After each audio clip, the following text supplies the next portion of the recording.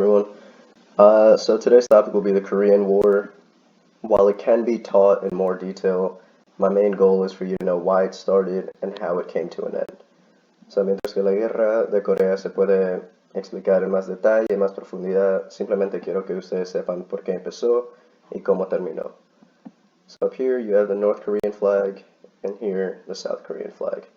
It was fought during the age of the Cold War between 1950 and 1953. Alright, a quick do now for you. So the question for the do now is, when was the United Nations, or the UN, created, and what was its purpose?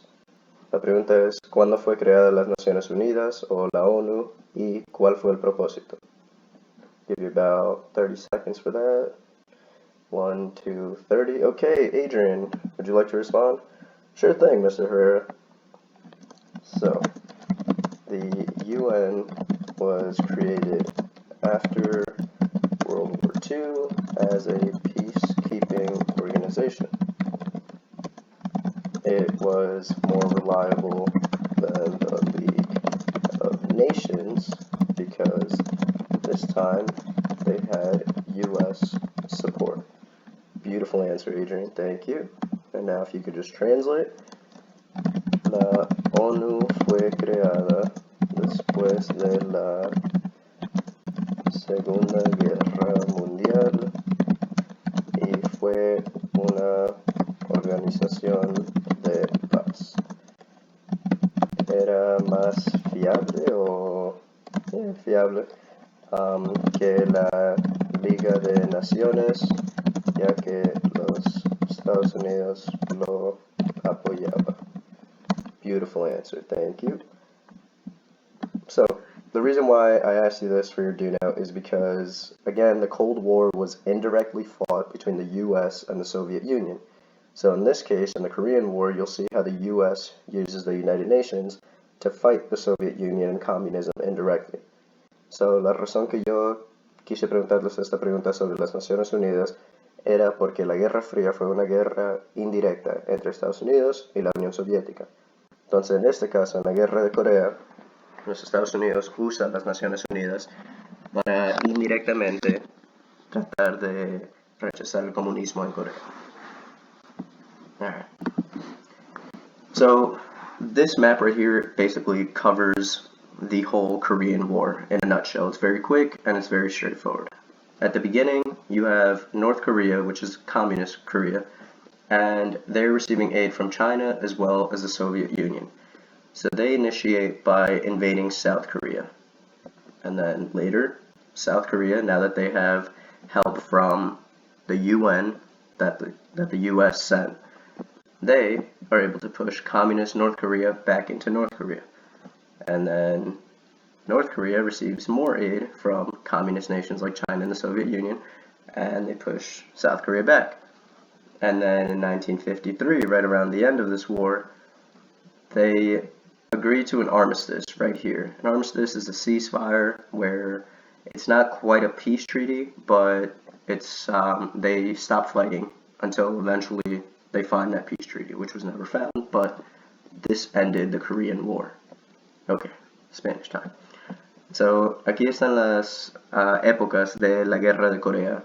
Y es bien directa y bien simple porque aquí muestra que Corea del Norte empezó el ataque y invadió a Corea del Sur. Corea del Norte tuvo apoyo de países comunistas y de China y de la Unión Soviética que queda aquí al norte. Entonces ellos iniciaron la guerra. Y después, gracias a la ayuda que Corea del Sur recibió de las Naciones Unidas, ellos pudieron o fueron capaces de sacar o votar a los coreanos del norte. Pero de ahí los coreanos ganaron más territorio y lo empujaron un poco más a los coreanos del sur. Y al final, después de 3 años, los dos llegan aquí en el medio, a donde empezó el conflicto, en esta línea de armisticio. Y un armisticio es como que dejan de pelear por un cierto tiempo, pero no es un tratado de paz oficial. Entonces hasta hoy en día todavía tienen esa línea de armisticio, que ningún ciudadano de cualquier país puede cruzar hacia el otro. Okay, so no citizen can easily cross between countries or through one country to another because of this Korean War. And again, if you understood the Korean War based off this map, then you can probably answer the question that I'm going to pose to you all, which is going to be, was the Korean War successful for North or South Korea? So, si ustedes ya entienden cómo responder esta pregunta, la pregunta es si la guerra de Corea fue exitoso para Corea del Norte o para Corea del Sur o para ninguno. Si ustedes ya pueden responder eso, ya ni siquiera tienen que ver estos, porque esto prácticamente me voy a estar repitiendo. Si quieren, pueden seguir escuchando este video. So if you want, you can keep listening to this video, but if you understood the gist of it and you can answer the question, then by all means. So Korean War. After World War II, Korea was divided into two by the USSR, the Soviet Union, and the US. The Soviet Union and China heavily influenced North Korea because North Korea was communist. Meanwhile, the US influenced South Korea, who set up a democratic nation. Entonces, después de la Segunda Guerra Mundial, Corea fue dividida en dos partes por la Unión Soviética y los Estados Unidos. La Unión Soviética y China influyeron a Corea del Norte, ya que ellos creían en el comunismo, y los Estados Unidos influyó a Corea del Sur, ya que ellos eran democráticos. Okay, so again, like I said at the very beginning before this remote learning began, you need to know the two sides. Communist versus capitalism, communist versus democracy. Okay? Here we go. So North Korea and South Korea, they both just wanted to unify Korea as one country, as one nation. However, as I mentioned earlier, North Korea wanted to unify all of Korea as a communist country, while South Korea wanted to unify everyone as a capitalist and democratic society, or a mixed economy would be more accurate. So, como mencioné antes, Corea del Norte y Corea del Sur, ambos querían unificar el país de Corea. La diferencia era que Corea del Norte quería unificarlo como un país comunista, mientras que Corea del Sur quería unificarlo como un país capitalista o democrático. And then, finally, here we go. The Korean War lasted 3 years and eventually led to an armistice, or a ceasefire, which means to stop fighting without reaching an official peace treaty. And the armistice was agreed upon at the 38th parallel. So the 38th parallel, right here, is another key word of the Cold War, and even more so of the Korean War. Because that 38th parallel is this line right here. The line where they reached that armistice and where they stopped fighting.